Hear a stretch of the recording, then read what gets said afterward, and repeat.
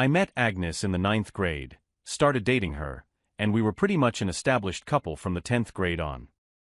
We had no problems all the way through high school, and cliché of all clichés, we exchanged our cleanest the night of the senior prom. After uncovering the realm of closeness, we embraced every opportunity. Marriage discussions had been ongoing since the 11th grade, and we had made the decision to wait until college completion before officially getting married. College brought about a transformation in Aggie. In high school, our peers acknowledged our relationship, ensuring that Aggie was left undisturbed by the guys. However, this dynamic changed when we entered college. Although some familiar faces from high school were present, the majority of students came from different places. In this new environment, the guys no longer saw Aggie as exclusively mine. Instead, they perceived her as a desirable female subject to constant attention. I was aware of the situation, but there wasn't much I could do. With different majors and classes, our interactions were limited to the evenings after classes and after I finished work. The attention had an impact on Aggie, making her more flirty.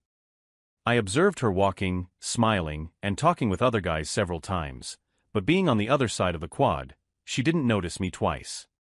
While taking a shortcut through the student union, I spotted Aggie in the cafeteria with a guy, and once with two of them. It only dawned on me much later that I never saw her with other girls. It was always with guys. Nevertheless, it didn't worry me. After all, we were a couple in love, planning to get married, so there was nothing for me to fret about.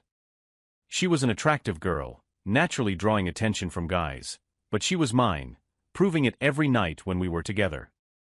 4 years later, after graduating, finding jobs in our respective fields, getting married, and starting a life of wedded bliss, I enjoyed almost 6 years of contentment before a sudden revelation shook me awake. While at my desk, Molly from the mailroom placed some files in my basket. As I examined the top one, I wondered why it had been routed to me, given that it concerned an account handled by Wally Bergman, an old classmate from high school and college. Midway through, I discovered a major error, realizing the projections were off by almost $3 million. As I reached for my calculator, Wally rushed into my office, urgently seeking the file for a presentation to Apex. I showed him the error, and he appeared visibly concerned about the mistake. He expressed the urgency of revising it swiftly to avoid any potential consequences. Subsequently, he took the file and left hastily to make the necessary adjustments. It was Thursday, and Aggie always worked late to finalize payroll for the Friday payday. Following my routine, I visited Bud's bar after work for his half-pound ground round and a couple of beers before heading home. Completing my burger and starting my second beer, Wally entered, spotted me, and joined me in my booth. He ordered a beer from Sue and asked her to bring me the bill, mentioning it was a gesture of gratitude for helping him preserve his job earlier that day. I accepted without argument, considering it wasn't a substantial amount. We talked about work, covering various subjects such as whether we had seen certain individuals or heard about recent events. Then, Wally brought up a delicate matter. He expressed his view that I was a nice person and questioned why I tolerated Aggie's behavior. I was confused and told him I didn't understand what he meant. He persisted, asking why I allowed Aggie to behave the way she did. My puzzled response prompted him to realize that I was unaware of something significant. As he attempted to leave, I stopped him and insisted that he stay. I urged him not to leave after dropping such a bombshell. I asked him to sit back down and explain further. Wally complied, expressing his uncertainty in shock that I hadn't been aware of the situation for the past 10 years. When I asked him what he meant, he revealed that Aggie had a questionable reputation. I was too stunned to respond. Wally apologized, regretting that he had brought it up. However, I insisted that he continue and provide more details. He admitted to knowing about Aggie's behavior since high school and confessed his involvement with her. Shocked by this revelation, I insisted that he tell me everything from the beginning without leaving out any details. The unfolding story shocked me, not just the content, but the realization that it had been happening for over 10 years without my knowledge. 2 weeks after the senior prom, Wally walked into his cousin George's house, finding George and Aggie together. They both saw him, and since neither objected, he undressed and waited his turn. They took turns until Aggie stopped and said she had to clean up before meeting me after my part-time job at Jessop's Market. Wally and George continued their encounters whenever I was at work. After George got serious with Melody Martin, Aggie was involved with Wally for a while. Then, finding her with Mike Bella and Justin Walsh, Wally joined in. The three of them continued until she had to stop for our meeting. Wally shared her with several others, and she had participated in group encounters with more than a half-dozen guys. I recognized that we were friends, but we weren't exactly best friends. You know, remember the age of 18 when hormones were raging? You and Aggie were somewhat steady, but I didn't believe your relationship was that serious. I mean, if it were, would she be involved with anyone who showed interest? College didn't change that pattern. In the first semester as a freshman, Aggie had classes Monday through Thursday and Tuesday through Friday, with no classes on Wednesday. Her last class on weekdays ended at 2 or 1. I can't recall your schedule, but when you finished class, you went to work. When Aggie finished class, she headed to a bedroom somewhere. Wednesday turned into an all-day event. Throughout our school years, while class schedules varied, the constant was Aggie engaging after class until you finished work. I might be making it sound like an everyday occurrence, but it wasn't 2 or 3 times a week. Although most of us were surprised when you and Aggie got married, assuming you must have known what she had been doing, yet you married her anyway. Some thought maybe you were into the idea of your woman being with other men. Tyler speculated that perhaps you and Aggie were debauches, but no one remembered seeing you with another girl. However, Aggie was frequently seen with other guys. I had no clue, Wally. Not even a hint. Damn, Rob, I hate to be the one to inform you, but if you never knew, it stands to reason you probably don't know about her Thursday night date with Bob and Bill Howard. On the Tuesdays you bowl, she sees Mark Willard. I'm not sure who else she sees or when, but it's a sure bet that whenever you're off doing something, so is Aggie. It may not matter much, but I stopped being involved with her when you got married. A single woman is one thing, but messing around with a married woman is a whole different situation. I'm not sure what to say, Wally, and I don't know what I'm going to do, but I'm definitely going to take some action. I finished my beer, stood up to leave, and turned to Wally. Thanks, Wally. Thanks for the burger, the beer, and for helping me gain clarity. As I drove home, as I pondered Wally's revelations, I questioned whether to believe him. On one hand, I thought, no way. Aggie loves me, and she wouldn't betray me. On the other hand, why would Wally lie to me? I had to finally admit to myself that he wouldn't. He knew I'd verify what he told me, and if he had lied, how could we continue working together? The answer was we couldn't, and Wally knew it. Working with him, aware of him and Aggie, would be challenging, but we'd eventually overcome it. I remembered the teenage years with hormones running high. If some other guy's girl offered back then and I didn't have Aggie, I might have taken it. The real question now was, what the hell do I do, Rob? I didn't know that Aggie and I were finished. I might have managed a one-night drunken mistake or maybe even a short-term affair if Aggie could convince me it wouldn't happen again. But outright betrayal for 10 years? No way. I was lying in bed pretending to be asleep as Aggie returned from handling the payroll. I ignored her touch when she reached out, as she wanted to give me leftovers, but I wasn't interested.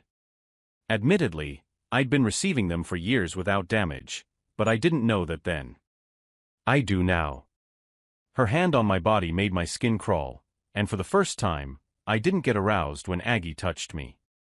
I was already up before Aggie the next morning with coffee brewing and the morning paper in hand. Aggie asked what happened the previous night since she came home eager and I was already in bed. Wally remarked that my behavior was unusual.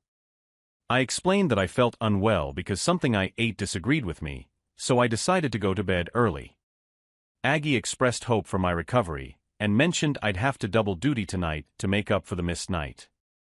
Upon arriving at work, I immediately dialed Felix Mather, an old high school friend now practicing corporate law. Though I wasn't quite sure what that entailed, I asked him for recommendations for an assertive divorce lawyer. He replied negatively, indicating that my request meant my hopeful assumption was incorrect. Discovering that I was looking for a divorce lawyer suggested that I had learned the truth about Aggie. He then questioned if I believed we had an open marriage, assuming that was the only way Aggie could engage in such behavior and still remain with me. Surprisingly, Felix, I had no idea about her actions until yesterday. After a brief pause, Felix suggested that I contact Tom Sweet and mention his referral. Accordingly, I followed Felix's advice and called Sweet, informing him about Felix's recommendation. He informed me he could meet later that day if I could be there by 1. I assured him I could, and indeed I did. Sweet informed me that I had various choices, ranging from a friendly separation to a scorched earth policy reminiscent of Attila the Hun. In our state, which was not a no-fault state, infidelity constituted valid grounds for divorce. However, obtaining a divorce based on infidelity required concrete and undeniable evidence. Mere hearsay wouldn't suffice. I inquired about how to gather the necessary evidence, to which Sweet responded by taking a card from his desk and passing it to me. The card belonged to Gaston Marshall, a private investigator whose office was conveniently located across the street.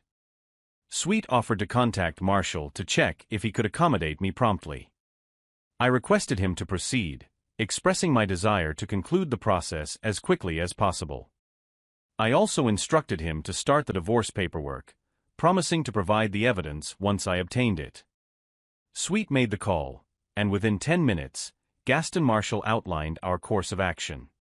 Unfortunately, one of the requirements was for me to act completely natural around Aggie, avoiding any suspicion that I was aware of the impending divorce. As unpleasant as it may be, Marshall advised maintaining your routine without changes. If you usually engage in lovemaking activities 3 or 4 times a week, continue to do so. Whether you typically initiate or not, keep it up. Just remember, it's no longer about making love, it's about fulfilling a physical need. Don't do anything that might disrupt her routine. It's crucial for our plan that she remains unaware of any changes in your relationship. I returned to my office, summoned my courage, and called Aggie at work. It was our routine to dine out every Friday night and have breakfast every Sunday morning, so when I reached her on the phone, I suggested tricaches for dinner, and she agreed. While I enjoyed my veal marsala and Aggie worked on her rigatoni, sipping white wine, Marshall Investigations employees were discreetly installing wireless cameras and listening devices in our house. Sipping my Merlot, I recalled Marshall's advice. It's natural to want to spot hidden cameras, but resist the urge. If she catches you, our efforts could be wasted. Also, force yourself to act natural in the bedroom. Challenging unless you're a born exhibitionist. The system is sound and motion activated. You'll be on camera, knowing some employees may see you. Don't let it inhibit you. Although there's a switch to turn off the system at home, most forget to turn it back on when leaving. My advice: leave the system alone and pretend you're a confident star at work. After dinner, while making a private video, I suggested drinks and maybe some dancing to Aggie. She declined, insisting we head home for me to make up for letting her down the previous night. On the way home, she slid over, unzipped my pants, and cautioned, "Drive carefully, sweetie. Don't hit anything that might make me bite off your meat." In my mind, what she was doing wasn't unique for me, but something she had done with 100 other men over the last 10 years. Despite my disgust with Aggie, human nature took over. A couple of minutes into the act, my body responded, wanting her to continue and bring me to completion. Soon after, I pulled into our driveway, and Aggie urged me to hurry up to the bedroom. I couldn't adhere to Marshall's advice. There was no way I could act natural, knowing I might be performing for an audience. Trying to appear natural while being lovemaking with Aggie was going to be a challenge, so I went to where I was told the switch would be and turned the system off. Leaving my cell phone on the car seat, I knew it would remind me to reactivate the system when I saw it upon leaving the house.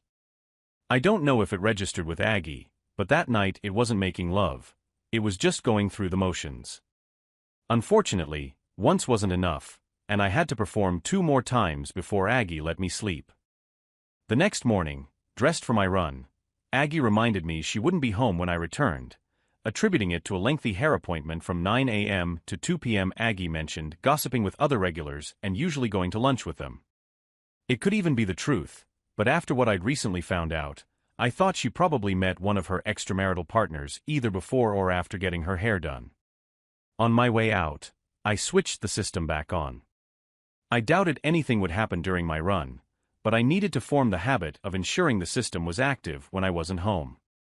The switch only deactivated the cameras. The listening devices in the phone tap were always on. After my usual 5 miles, returning home, I went down into the basement and opened the cabinet above my workbench. It's where I told Marshall to place the recorders. 2 receivers were inside, one for listening devices and the phone tap, the other a DVD recorder receiving input from the wireless cameras. Confirming my suspicions, I heard a recorded conversation. Hello, good morning, lover. Are we still on for today? You bet. The wife took the kids to the zoo, so we have until 6 tonight. You know I can't stay that long. I need to be home by 2. Any later, and it might get Rob wondering. He has already questioned the fact that I don't get home until 2.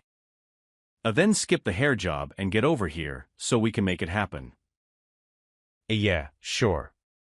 Then what do I tell Rob when he asks why I've been gone so long and my hair hasn't been done? I want more time with you too, baby, but we have to settle for what we can get. I recognized the man's voice. It was my cousin Lou.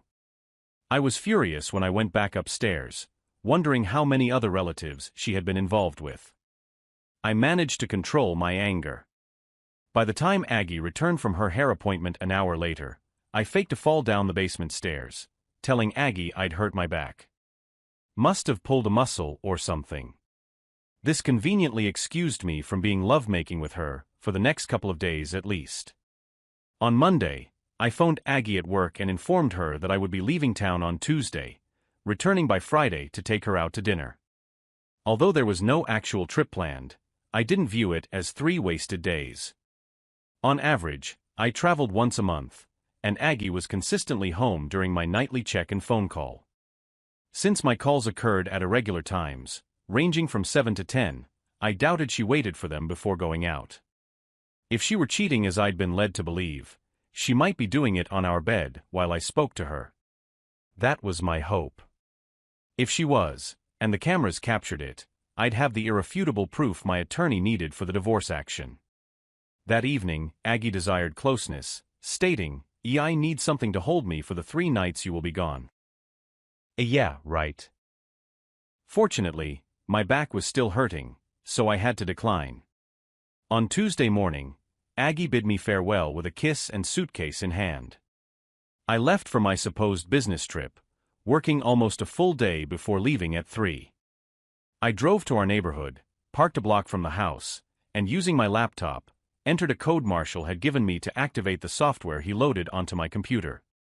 A few keystrokes, and I was listening to the phone line recorder. Hello. Hey, handsome. Honk, it's me. What's up? A hubby just left on a 3-day trip. You ready to spend 3 fun-filled nights with me? Does a duck walk barefoot on the beach? I'll take that as a yes. I leave it to you to call Tony. I've got to get out of here and get to work. I'll be home by 6. See you then. After shutting down the computer, I called Tom Sweet and instructed him to have the papers ready for service by Thursday, detailing how I wanted it done. He informed me that my preferred method would cost more than the standard service fee, to which I replied that I didn't care. Leaving the neighborhood, I drove to the other side of town and checked into a motel with a restaurant and a bar next door, settling in for a 3-day stay. I enjoyed the bar, my kind of place, bringing a big smile to my face each time I visited. Apologies to Toby Keith, it was a country western bar with a jukebox loaded with good tunes for dancing. Every night, I saw 3 or 4 unattached ladies who couldn't bear to see a man sitting alone while there was music to dance to. During my first visit, while sitting at the bar nursing a long neck, a great-looking redhead approached and said, Come on, sugar. They're playing our song." She took my hand, pulled me off the bar stool, and led me onto the dance floor. As we waltzed, she clarified, Don't get the wrong idea, sugar. I'm not tallying. I just love to dance, and you were there." Her name was Rhonda, and after the dance, she invited me to join her and her 2 friends, Laura and Shelby, at their table. I spent until 10:30 taking turns dancing with them, then informed them I had to call it a night. Maybe we will see you again," Rhonda said. We are in here 2 or 3 nights a week. I'm just next door in the motel, so it is likely that I will be in here the next 2 nights. I went to bed feeling positive for the first time since my conversation with Wally. The following afternoon at 3, I parked a block away from the house and reviewed the footage captured by the wireless cameras the previous night. The 2 men who joined Aggie in the bedroom were notably younger, at least 6 years her junior, and I wondered if Aggie was seeking youthful exuberance. The content was unremarkable, involving straightforward lovemaking activities. While the visual of Aggie with 2 men didn't particularly interest me, I was intrigued by the audio. I was surprised by what I heard, or rather what I didn't hear. I expected Aggie to ridicule my lovemaking skills, but she never did. Wednesday was uneventful, with my presence only acknowledged when one of the men expressed a wish for more frequent meetings. Aggie clarified that I had priority for her time. However, I overheard Aggie telling them to leave the house by 6 in the morning on both Wednesday and Thursday. She emphasized the importance of avoiding being seen by the neighbors as none of them were early risers. They left precisely at 6, and I assumed the same would occur on Friday. I called my attorney and had him change the serving of the papers until Friday at 5:45. Friday morning, I parked just down the street from the house. At 5:55, when the front door opened, the 2 men came out. They turned to say goodbye to Aggie, who was standing just inside the door, and that is when they saw the man standing just off to the side. He stepped in front of the open door, served Aggie, and then turned and walked away, leaving Aggie and her 2 companions looking at his back. I pulled up in front of the house, honked the horn to make sure that I had Aggie's attention, and then I waved bye-bye and drove off. The papers served on Aggie were a letter from me to her.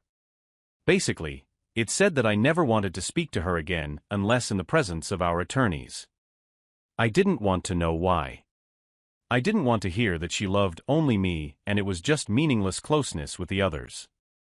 I didn't want to hear that it wasn't what I thought it was, and I didn't want to hear that we could get by it because of our love for each other. I did not want to hear any of the excuses cheaters come up with when caught. Of course, Aggie paid no attention to the letter, and 15 minutes after I had pulled away from the house, my cell rang, and it was Aggie. I let it go to voicemail, along with the next 7 calls from her.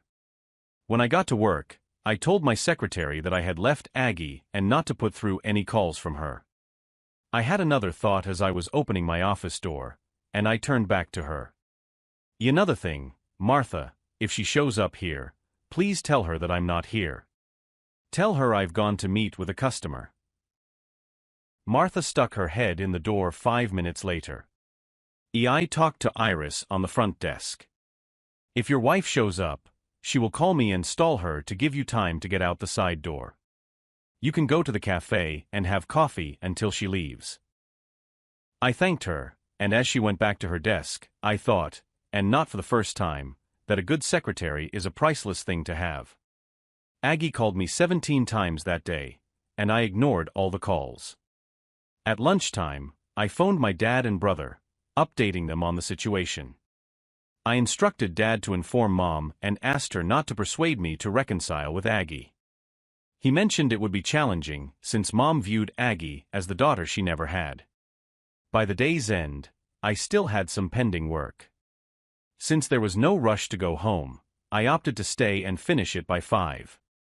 Martha informed me before leaving, by the way, your wife called 5 times before noon, and each time I told her I had instructions not to put her through to you.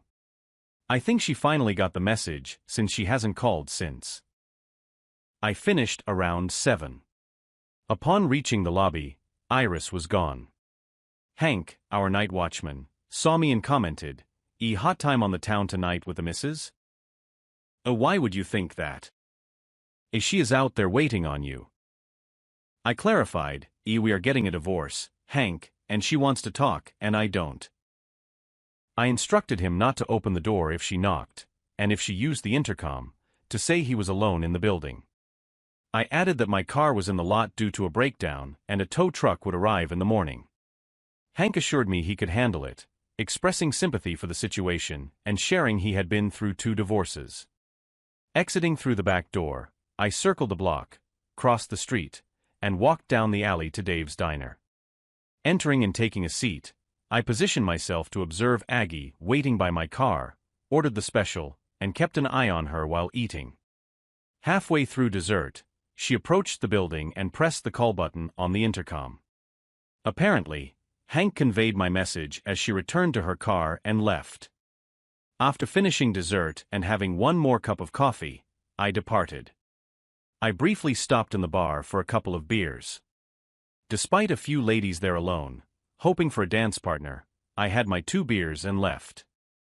Saturday morning proved busy as I attended to tasks I should have completed before serving Aggie. I just hoped I wasn't too late and she hadn't taken action on what I should have done. I went to the bank and emptied all the accounts, retrieved my personal papers and certificates of deposit from the safe deposit box, leaving Aggie's belongings untouched. I removed my wedding ring, placing it in the box for her discovery. Afterward, I had breakfast at the Waffle House, using my cell phone to handle the credit cards. I canceled both joint cards, leaving me with a Visa and an American Express solely in my name. Aggie also had 2 cards in her name only. Thus, I ensured she couldn't run up joint cards with cash advances. After breakfast, I returned to the motel, parked my car, and called a cab to take me to the nearest Avis rental place. Renting the cheapest car available, I returned to the motel. I spent the afternoon lounging by the motel pool and reading a book. Just before dinner, I switched on my cell phone, finding 9 messages from Aggie. I cleared them and then turned the phone back off. For dinner, I had a light meal and then headed to the bar, which had a live band on Friday and Saturday, attracting a large crowd. Finding a seat at the bar, I ordered a beer. As I downed about half of it, I felt a tug on my shirt. Turning, I saw Rhonda. Hey, cowboy, why are you sitting here when there is a seat at our table for you? To be honest, if I had seen you, I wouldn't have intruded on you. It would have seemed like I was taking things for granted. Nonsense, come on. I got up and followed her to her table, where Laura and Shelby were also present. I sat down, greeted the girls, and then commented, there seems to be something wrong with this picture. 3 beautiful women sitting alone, and you aren't swamped with guys. We get a lot of attention, but it is usually from idiots. They see us here, notice the wedding rings, and assume we're here to cheat. We're just here to dance, and only a couple of guys understand that and accept it. The rest think they are God's gift to women, and we have to fend them off. After the other night, we know that you are one of the good guys, and you have an open invitation to join us whenever you come in and we are here. It isn't any of my business, and I know that, so feel free to tell me that, but I have to ask, why are 3 gorgeous, married women spending time in a place like this without your husbands? It is a legitimate question, Rhonda said. Laura's husband is in the Army Reserve, and his unit was sent to Afghanistan. She was going nuts cooped up in her house alone, so we decided to get her out. Shelby's husband works afternoons, and my hubby is a long-haul trucker who is often away. So the 3 of us banded together to keep each other company. We love to dance, and here we are. What's your story? I noticed you had a ring on last time we saw you, and now it is gone. I handed my wife divorce papers yesterday morning and left the ring where she'd find it. Does that mean you're free to pursue? Not at all. The grounds were infidelity, and I won't give her anything she could use against me in a countersuit. Lara remarked, "You great," she added. We have a reliable dancing partner. The rest of the evening until closing, I danced with the three of them, occasionally sharing them with other guys. They agreed to meet on Sunday. I spent a quiet day by the pool with a book, and Monday, I drove the rental car to work.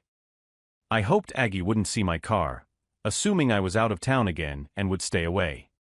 The week passed with 6 to 10 calls daily from Aggie, which I never answered. More than once, she called from unfamiliar numbers, but upon hearing her voice, I hung up. Each night after dinner, I stopped by the bar for a beer or two. Rhonda, Laura, and Shelby were there on Wednesday and Friday, so I joined them, dancing until 10 on Wednesday and until closing on Friday. I figured by Saturday, Aggie would realize I wasn't going to talk to her, so I turned in my rental and drove my car to work on Monday. A mistake. Monday, she was parked next to my car when I left the building. Spotting me, she got out and stood by my car's driver's side door. She mentioned that we needed to talk, but I didn't respond. As I approached the car, she moved to block the door, insisting that I let her explain. I pushed her aside, causing her to stumble but regain her balance quickly. I rolled down the window and informed her that she needed to read the letter accompanying the divorce papers. I asserted that I wouldn't engage in any conversation without my attorney present, and that any discussion would strictly concern the divorce. Aggie expressed her unwillingness to divorce and her lack of desire for me. I reiterated that our relationship was over and that she needed to accept it because I wouldn't change my mind. After rolling up the window, I drove away, leaving her behind.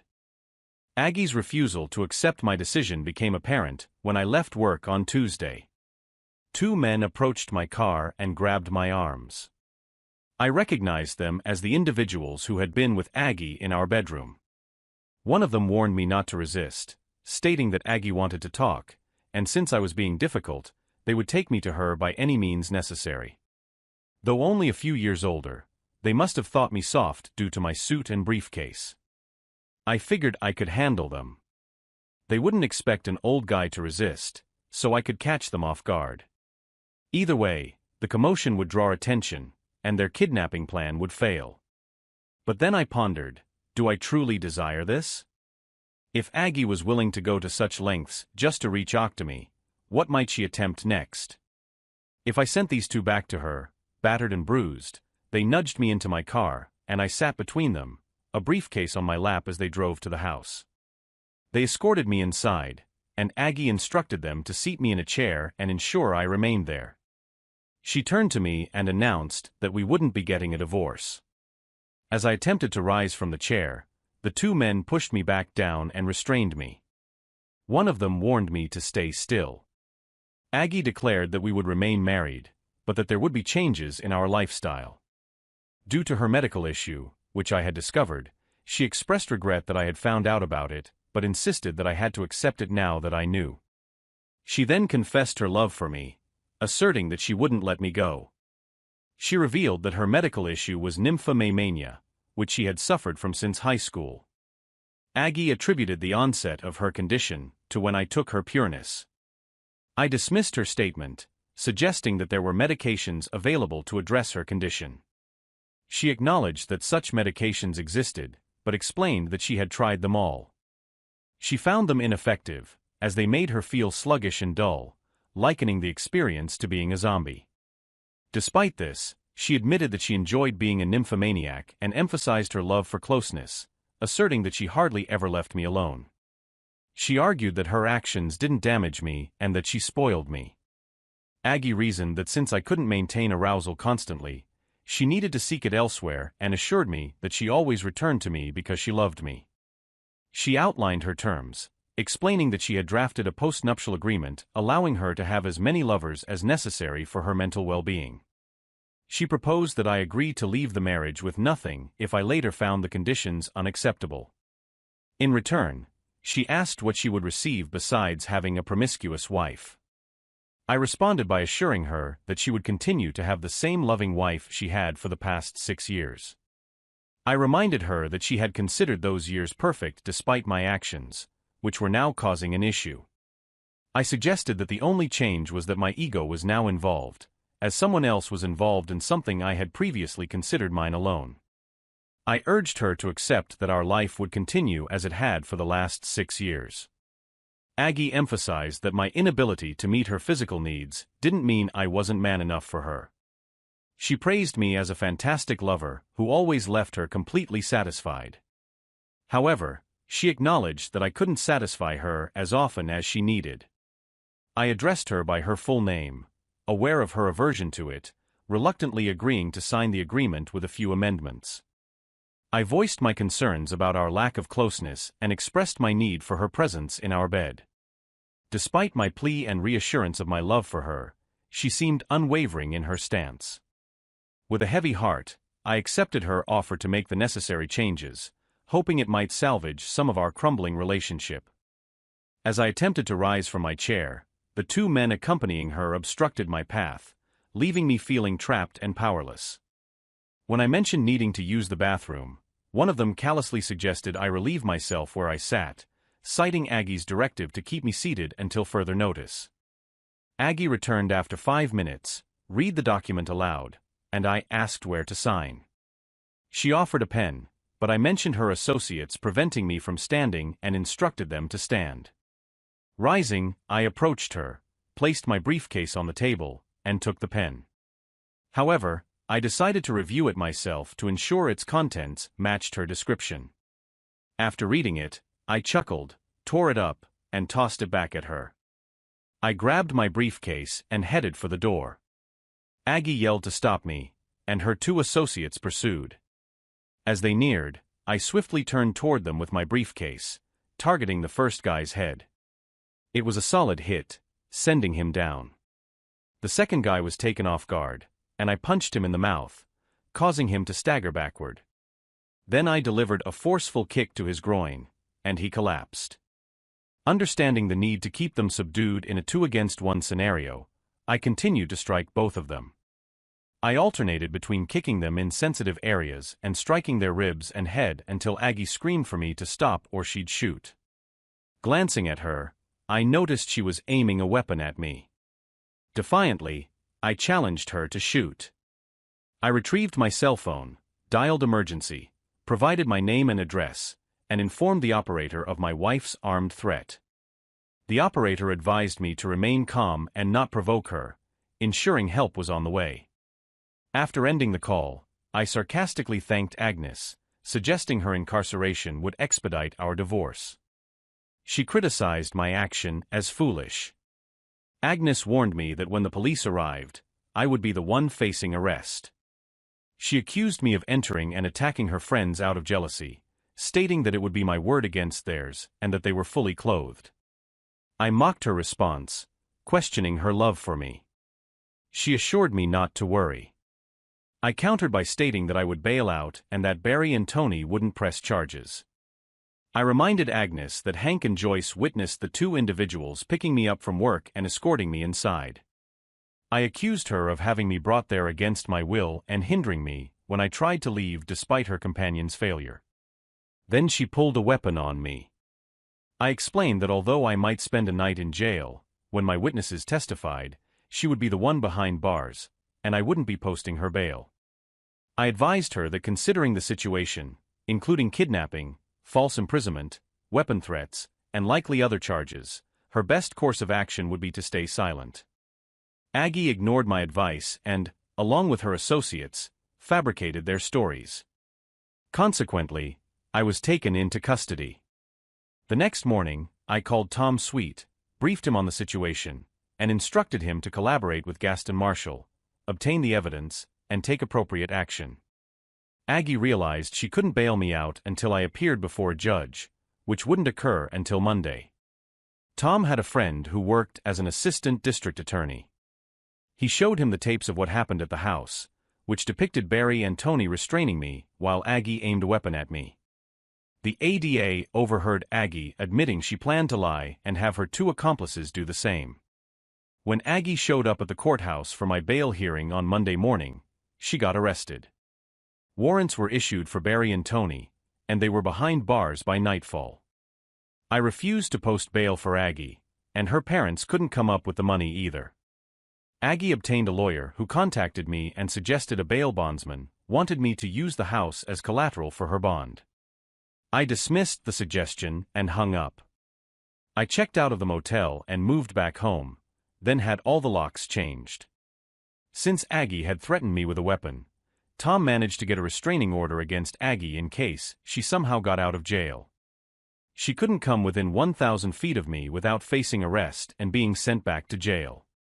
As tempting as it might have been to reconcile with Aggie, it wasn't worth risking serious jail time. Both Barry and Tony flipped on Aggie and took plea deals. Aggie claimed she never intended to shoot me. She was just trying to stop me from hurting Barry or Tony so badly that I'd end up in jail. The jury watched the tape and, based on Aggie's expressions of love for me, believed she was probably telling the truth about trying to prevent me from damaging Barry or Tony. They acquitted her of the felony menacing charge, but found her guilty of unlawful restraint and filing a false police report, along with a few minor charges. The judge sentenced her to 9 months in county jail and 1,000 hours of community service upon release. While she was in jail, the divorce proceedings wrapped up smoothly. Aside from losing Aggie, I only forfeited 20% of the equity in the house. I transferred the money to her bank account and headed to the bar next to the motel where I'd been staying. Luck was on my side. Rhonda and Shelby were there, so I invited them to celebrate my newfound freedom with me. Laura wasn't around because her husband had returned from deployment, and they were busy catching up. "Why celebrate with us?" Rhonda asked. Well, I'm taking a wild guess here. I noticed Laura's wedding ring in Shelby's too, but you, Rhonda, aren't wearing a ring, and I don't see any signs you ever wore one. So, I'm guessing there's no long-haul trucker in your life. Plus, I've always had a thing for gorgeous redheads. Shelby chuckled and teased, "A girl, you're busted," as I pulled Rhonda onto the dance floor.